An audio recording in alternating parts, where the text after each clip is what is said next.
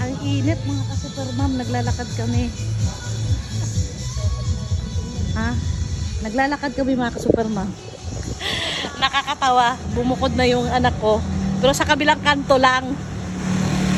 Ngayon sisilipin ko kasi buhat nung lumipat sila, hindi pa kami nakabisita nung asawa ko.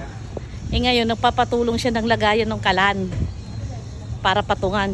Kasi siyempre bagong lipat sila, hindi nila alam kung gaano ka laki, kalapad, kataas kailangan. So marami kaming bakal sa bahay. Gagawa na lang kami ng stand ng kalan. So papunta na kami. Hindi. Alam ba ng mga apo mo na pupunta tayo? Hindi. Sigurado ako magsisigawan tong mga to. Ha?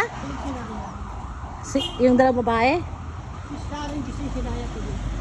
Tingnan natin kung ano magiging. Ha? Yan. Ayan sila. Diyan sila. So, mangangatok tayo. May susi ka? Okay Parang tayo ang may-ari nito. May susi pala tayo So, ito yon Main Avenue. Yan. EDSA Hypermart. Malapit sila sa grocery. Ito, laundry. So, binubuksan na ang gate.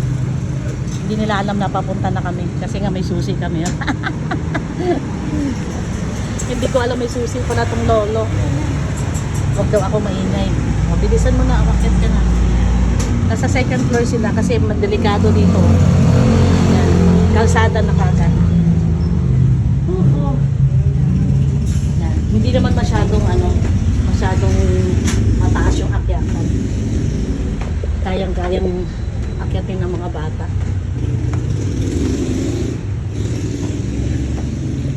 So ito yung labas nila. Dito pala nilagay yung washing machine, hindi pa nagagamit. Ito yung kusina nila.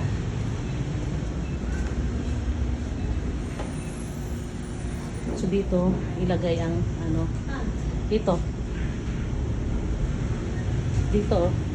dito susukatin yung lagayan ng kalan. Sabi ko nga sa kanila, bakit hindi nabuksan ang bintana?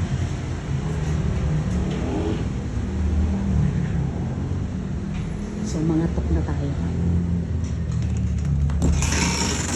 Hindi na tayo nangatok diretso na.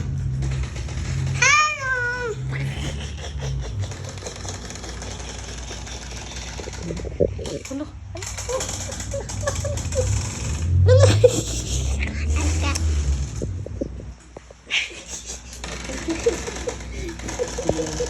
Surprise!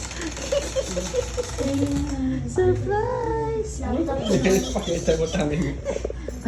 Kumain ka na? Kumain ka na? Ha? Kumakain daw siya. Ay, ano yan? Ano yung ulam nyo? So, ano yung... Burger pala. Hindi yung... Ano? Ay, buksan ino. Ano? Tamis ka ba? Kasi yung... Tulog si Kulot. Tulog si Kulot. Ang kanot pa ng bahay nila, di pa naayos ng maigi. Sarap na tulog ni Kulot, sa aircon.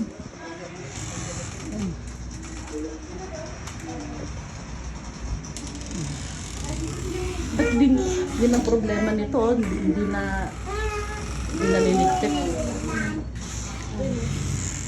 Yan, magsusukat na sila ng lagayan.